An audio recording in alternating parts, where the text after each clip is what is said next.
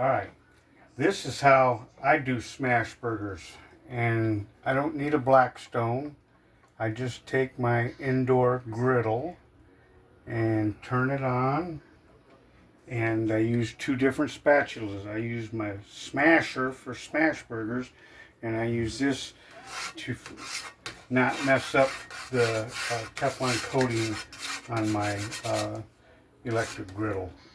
Okay, so the first thing I do is I season it and get it ready to make the burgers. So I take a nice amount of olive oil and I run it around the whole thing. This is the first thing I always did when we came in and started up the grill at A&W. We always got the grill all greased up and heated up evenly, so we're ready to start making our burgers for the day.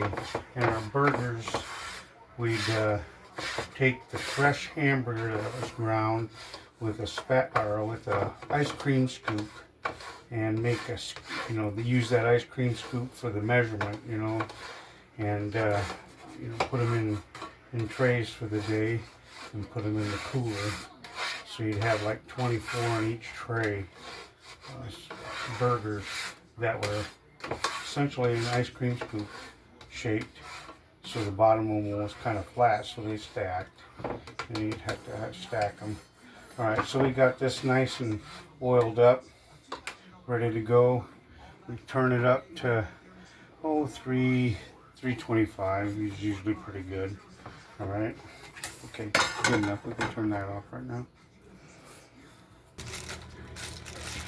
All right, so we went and picked up some fresh hamburger. This is Fairway's own hamburger. So when they get their case going, they have to cut the steaks and roast up and do this and that, and all their trim gets thrown into a bucket, and then they grind it up for Fairway's own.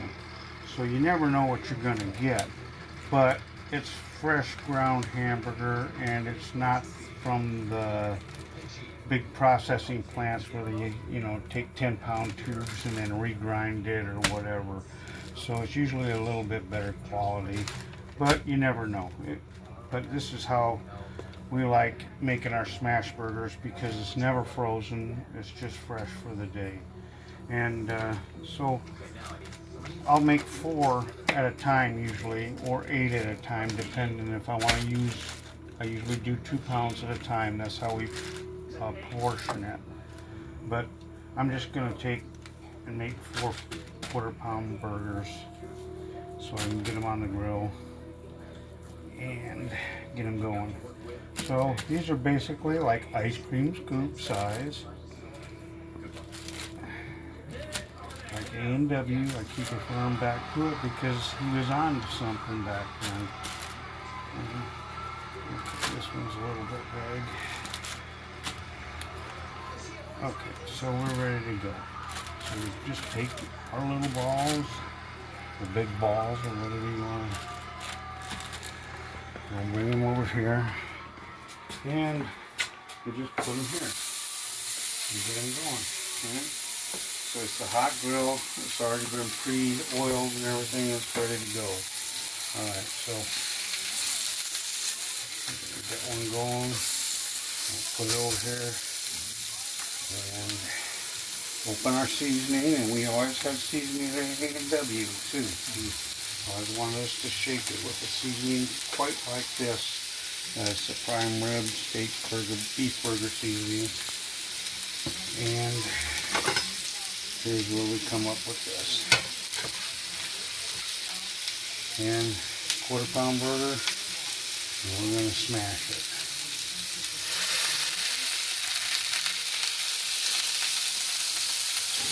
Smash her down as hard as we can and get it thin as we can.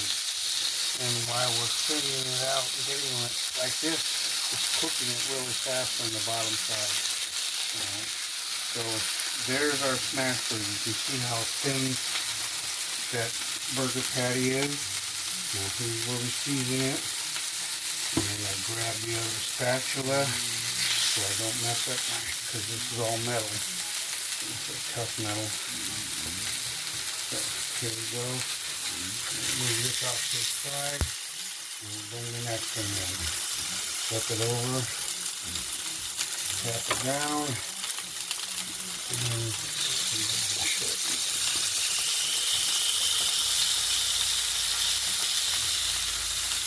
you see the size of the patty because of the size of the spatula is quite big. Once you smash it down that 3/4 or 1/4 pound burger. Okay, we're going to do this. Alright, and before we move it over, this is the first one is ready to be turned. Alright, so that's turned. Move it again. Alright. Move this one over. We just keep going. Move it up. Next burger. To smash. See how it gets a little crusty there?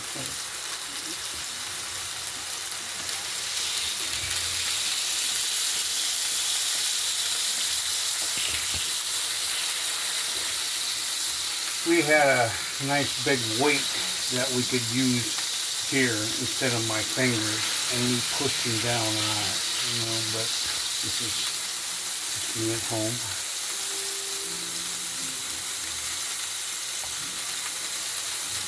Okay, ready to be turned. Alright, that one's about done. Bring this one up and lower. Did I see that one?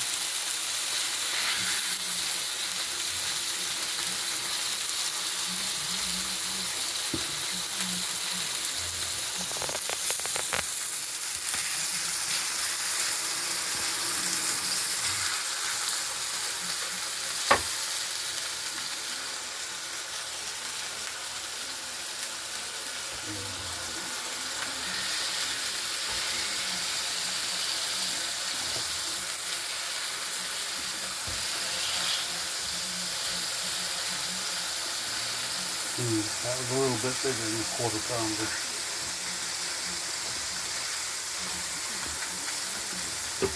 Yep.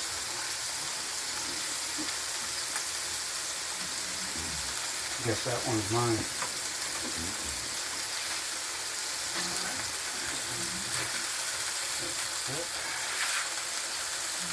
Okay, so there's 4 burgers. Good to go.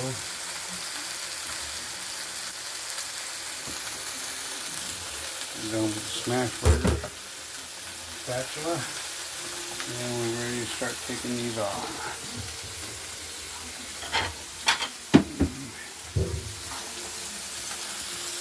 First one done. Plenty done. There's no blood or anything on it. They get done quickly because they come thinned out pretty good, but that's actually a nice burger, nice thickness. There we go. Next one. Already a pre-warmed piece of sharp cheddar cheese. So if you guys have people who want a burger that's not all the way done, a little bit pink in the middle, these last two are easy to give them that because they're still working on finishing cooking them off. So these are completely done, ready to go on a burger. And that is how we do smash burgers here at the Rising House. Okay?